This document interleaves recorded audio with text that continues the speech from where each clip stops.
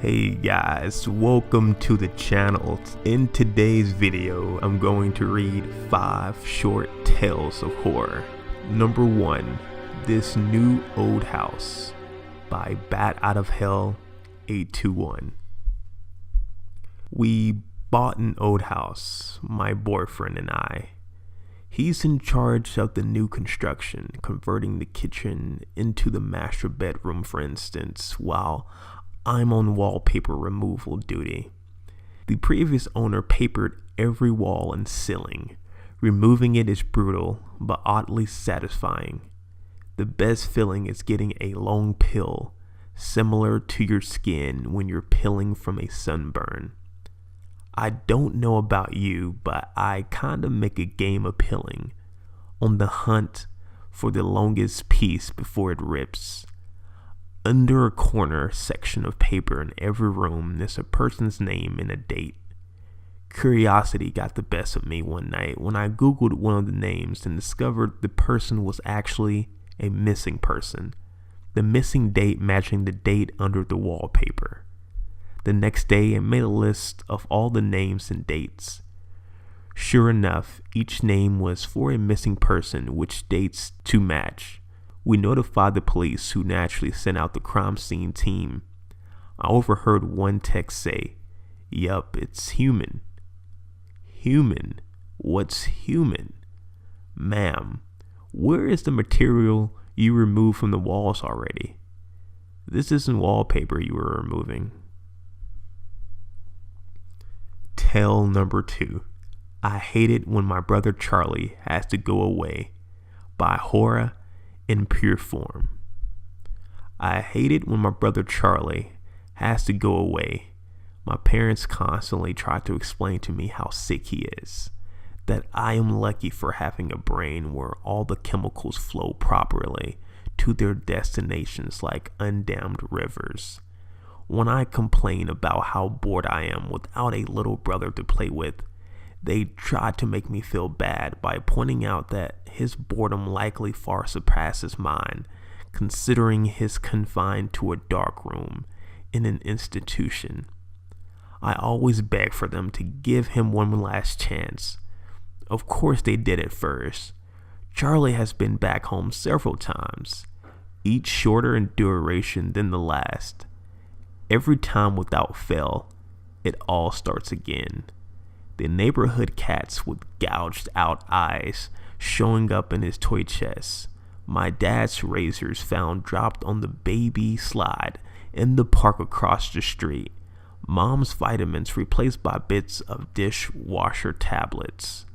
My parents are hesitant now, using last chances sparingly. They say this disorder makes him charming, makes it easy for him to fake normalcy and to trick the doctors who care for him into thinking he is ready for rehabilitation. That I will just have to put up with my boredom if it means staying safe from him. I hate it when Charlie has to go away. It makes me have to pretend to be good until he is back. Guardians by Dark Alligator. He awoke to the huge insect-like creatures looming over his bed and screamed his lungs out. They hastily left the room, and he stayed up all night, shaking and wondering if it had been a dream. The next morning, there was a tap on the door. Gathering his courage, he opened it to see one of them gently place a plate filled with fried breakfast on the floor, then retreat to a safe distance. Bewildered, he accepted the gift. The creature chittered excitedly. This happened every day for weeks. At first he was worried that they were fattening him up, but after a particularly greasy breakfast left him clutching his chest from heartburn, they were replaced with fresh fruit. As well as cooking, they poured hot, steamy baths for him and even tucked him in when he went to bed. It was bizarre. One night, he awoke to gunshots and screaming. He raced downstairs to find a decapitated burglar being devoured by the insects. He was sickened, but disposed of the remains as best as he could. He knew they had just been protecting him. One morning, the creatures wouldn't let him leave his room.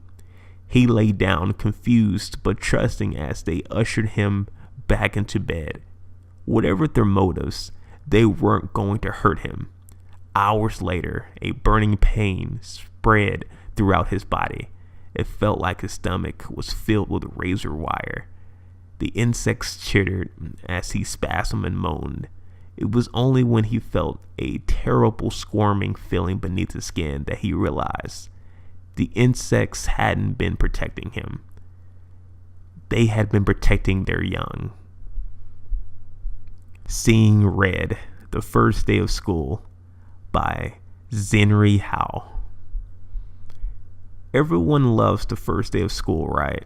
New year, new classes, new friends. It's a day full of potential and hope before all the dreary depressions of reality show up to ruin all the fun. I like the first day of school for a different reason, though. You see, I have a sort of power. When I look at people, I can sense a sort of aura around them, a colored outline based on how long that person has to live. Most everyone I meet around my age is surrounded by a solid green hue, which means they have plenty of time left. A fair amount of them have a yellow, orangish tinge to their auras, which tends to mean a car crash or some other tragedy. Anything that takes people before their time, as they say. The real fun is when the auras venture into the red end of the spectrum, though. Every now and again, I'll see someone who's basically a walking stoplight. Those are the ones who get murdered or kill themselves. It's such a rush to see them and know their time is numbered. With that in mind, I always get to class very early so I can scout out my classmates' fates. The first kid who walked in was basically radiating red. I chuckled to myself. Too damn bad, bro. But as people kept walking in, they all had the same intense glow. I finally caught a glimpse of my rose-tinted reflection in the window, but I was too stunned to move. Our professor stepped in and locked the door. His aura a sickening shade of green. They got the definition wrong. Below. It has been said that the definition of insanity is doing the same thing over and over and expecting different results. I understand the sentiment behind the saying, but it's wrong. I entered the building on a bet. I was strapped for cash and didn't buy into the old legends of the hotel to begin with. So $50 was more than enough to get me to do it. It was simple. Just reach the top floor, the 45th floor, shine my flashlight from a window. The hotel was old and broken, including the elevator, so that meant hiking up the stairs. So up the stairs I went. As I reached each platform, I noted the old brass plaques displaying the floor numbers: 15, 16, 17, 18. I felt a little tired as I crept higher, but so far no ghosts, no cannibals, no demons. Piece of cake. I can't tell you how happy I was as I entered that last stretch of numbers.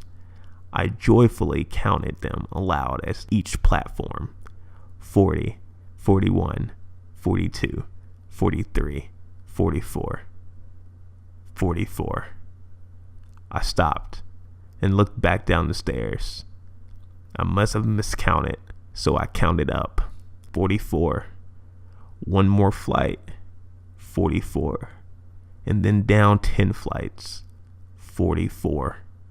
15 flights: 44. And so it's been for as long as I can remember. So really, insanity isn't doing something repeatedly and expecting different results. It's knowing that the results will never, ever change. That each door leads to the same staircase, to the same number. It's realizing you no longer fall asleep. It's not knowing whether you've been running for days or weeks or years. It's when the sobbing slowly turns into laughter.